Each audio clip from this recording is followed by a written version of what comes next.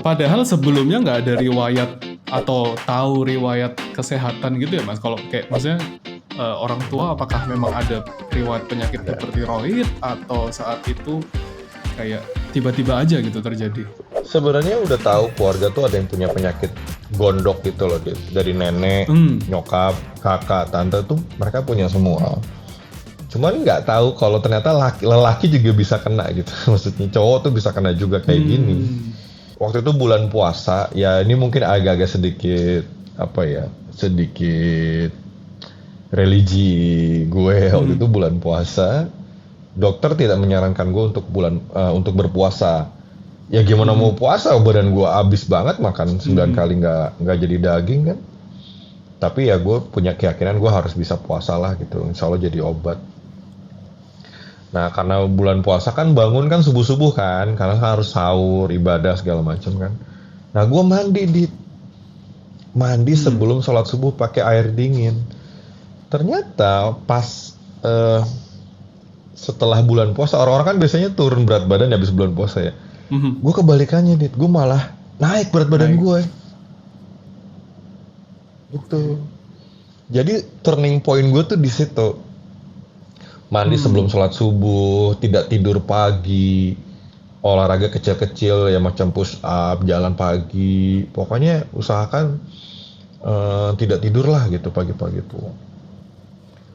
Ternyata pas lagi lebaran tiba-tiba gue naik berat badan. Nah gue ketemu artikel tuh lagi browsing pengaruh ibadah sholat dengan apa sih kayak aura bumi gitu loh. Jadi kalau subuh itu untuk ke tiroid, siang ke kepala, sore ke hati misalkan ya, maghrib ke apa, malam ke jantung kayak gitu-gitu. Ada efek-efeknya gitu. Nah pada saat-saat itu kita memang diperintahkan untuk sholat atau untuk keluar lah dari rumah gitu. Tadinya tuh nggak tahu artikel itu ada, tapi gue melakukan kayak jalan sendiri aja obat gue itu gitu. Sementara gue tetap jalanin perintah dokter ya, kayak minum obat apa segala macam gue tetap lakukan gitulah. Nah ternyata berat badan gue jadi kayak yoyo gitu, Dit. Tadinya kan 75 ini waktu sebelum sakit 75, turun jadi 64, terus tiba-tiba yoyo jadi 80. Oh my god, gue udah buncit banget gitu. Wah parah deh pokoknya. Wah 80, gue gak pernah nih segendut ini gitu. Nah mulai deh tuh, gue inget banget Dit. Kenapa gue inget banget? Karena saat itu tuh awal tahun 2016 Januari, gue mulai olahraga atau mulai beraktivitas rutin. Itu adalah yang pertama gue lakukan adalah Freeletics. Pernah dengar gak Freeletics? Freeletics ya, pernah dengar sih. Nah dulu itu gue, ya kan tadi gue bilang ya, olahraga yang gue tahu adalah cuman bola dan lari. Gue tuh nggak mau latihan nge-gym, penguatan tuh kayak buat gue ya kayak, ya ngapain sih lo nge-gym gitu. Gue nggak suka banget tuh nge-gym. Jadi gue nyari olahraga yang bisa gue lakukan di rumah, di taman, di kantor apa ya. Ketemunya Freeletics tuh. Ya udah tuh 2016 tuh dari 80 bener-bener 3 bulan Dit, gue itu langsung jadi kayak six pack yang badannya kering gitu, ngelin gara-gara Freeletics bener-bener 3 bulan gitu. Nah mulai dari situ tuh terus dah tuh aktivitas terus tuh, Freeletics, lari, bola tetap, calisthenics, terus apa lagi ya, semua deh, hampir semua sampai terakhir akhirnya baru kenal jump rope. Oh sempat juga Muay Thai baru ke jump rope sampai sekarang deh gitu.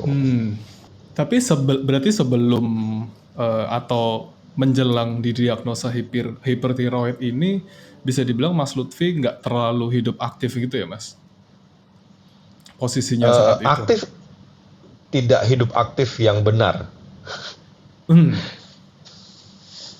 Jadi contohnya gimana tuh Mas waktu itu? Contohnya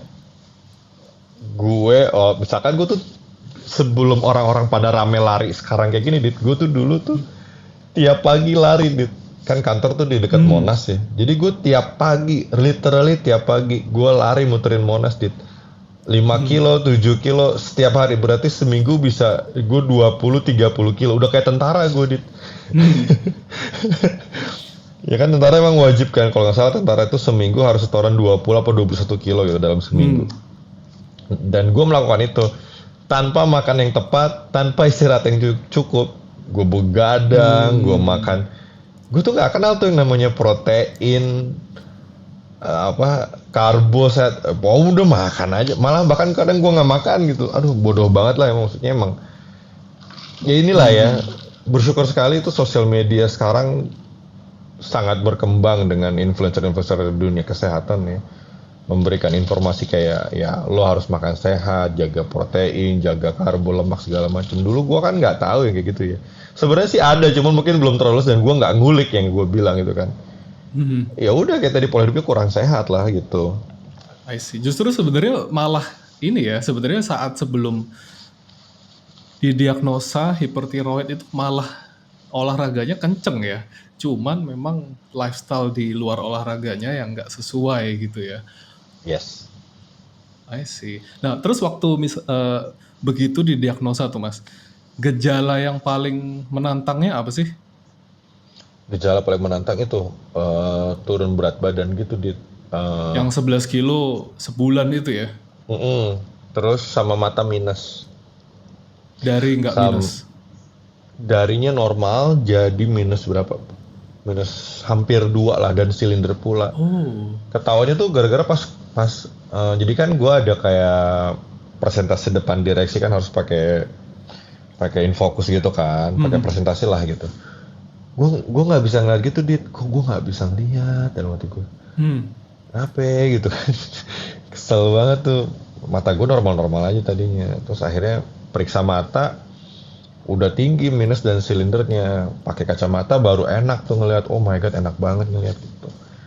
Nah ternyata seiring berjalan waktu gue jaga hidup, pola hidup, olahraga segala macem, hipertiroid sembuh, minusnya juga sembuh. Kan gue udah gak pakai kacamata nih sekarang. Iya, bisa gitu ya. I don't know ya, but it happens. Iya. Gue nggak pernah, mungkin gue nggak terlalu familiar sama hipertiroid. Cuman kayak gue baru pertama kali denger ada kasus di mana dari nol, maksudnya matanya normal, terus minus, terus sekarang normal lagi gitu. Itu berarti sekarang posisi Mas Lutfi sekarang ini masih didiagnosa hipertiroid atau enggak, Mas? Actually gue belum tes lagi ya, tapi udah nggak ada gejala sama sekali.